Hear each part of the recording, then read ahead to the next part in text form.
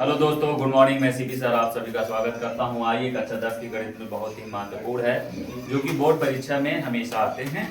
Question है, दी गई आकृति में दो साकेंद्रीय वृत्तों के त्रिज्य खंडों की त्रिज्याएं 7 सेंटीमीटर तथा 3.5 सेंटीमीटर दी गई है। छायांकित भाग का क्षेत्रफल ज्ञात कीजिए। तो हमको इस भाग का क्षेत्रफल ज्ञात करना है। तो ध्यान से जो दिया है पहले वो बात करते हैं। दिया है R1 बराबर 7 सेंटीमीटर, R2 बराबर 3.5 सेंटीमीटर और थीटा बराबर दिया है बेटा 30 अंश। थीटा बराबर 30 अंश। हमको ये छायांकित भाग का क्षेत्रफल चाहिए।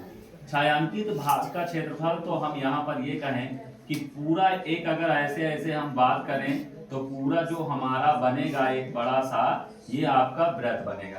क्या बनेगा?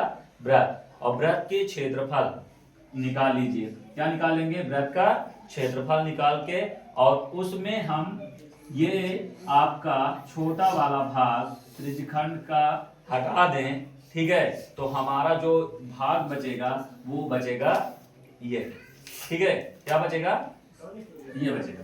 तो अब यहां से ध्यान दीजिए हम कहेंगे इसलिए छायांकित भाग, ध्यान दीजिएगा बेटा, छायांकित भाग का क्षेत्रफल, छायांकित भाग का क्षेत्रफल, ये आपका बड़ा त्रिज्यखंड है।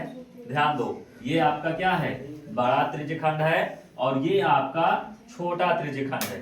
ठीक है, ये क्या है? छोटा त्रिज्यखंड है। अगर बड़े और छोटे की हम बात करें तो यहाँ पर इनको हम कॉमन कर लेंगे। तो जैसे बड़े का यहाँ लिखेंगे बड़े त्रिज्यखंड का क्षेत्रफल, बड़े त्रिज्यखंड का क्षेत्रफल माइनस छोटे त्रिज्यखंड का क्षेत्रफल, छोटे त्रिज्यखंड का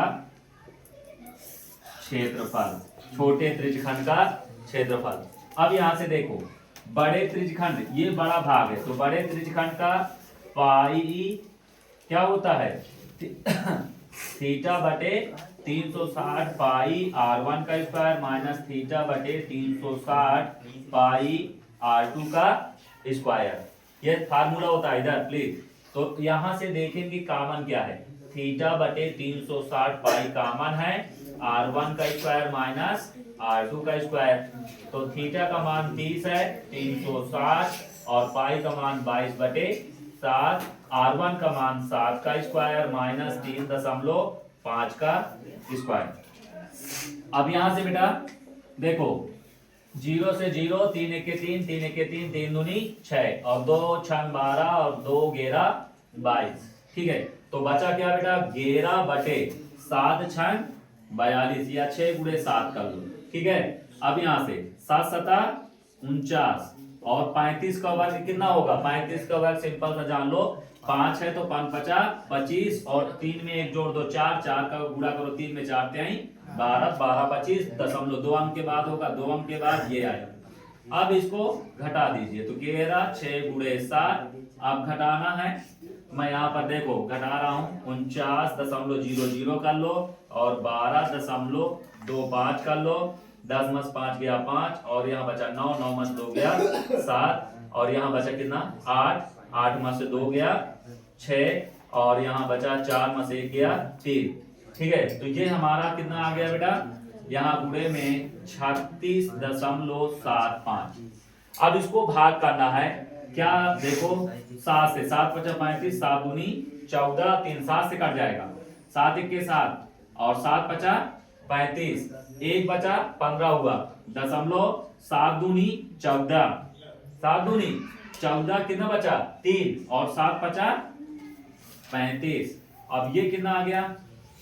11 बटे 6 गुणे 5.25, 5 5 10, 2 12, 3 से कट जाएगा, 3 3 दूनी 6 और 3 1 के 3, 2 बचा, 3 7 21, 3 5 15, ये हो गया।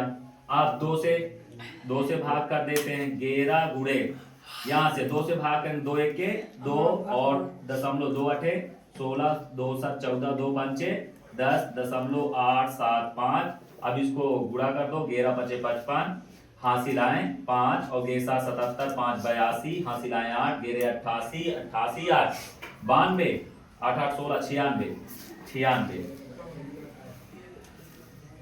सही है 96 0.3 अंक के बाद ये, तो ये अप्रोक्सीमेट आ जाएगा 10 सेंटीमीटर स्क्वायर। लगभग में हम मान लिखेंगे कि हमारा क्या आ जाएगा 10 सेंटीमीटर, या सीधा सीधा इसी को लिख सकते हो, हमारा इसी को लिख दो सेंटीमीटर स्क्वायर सीधा। ठीक है, यदि क्वेश्चन समझ में आया तो वीडियो को लाइक एंड सब्सक्राइब कीजिए। Thank you.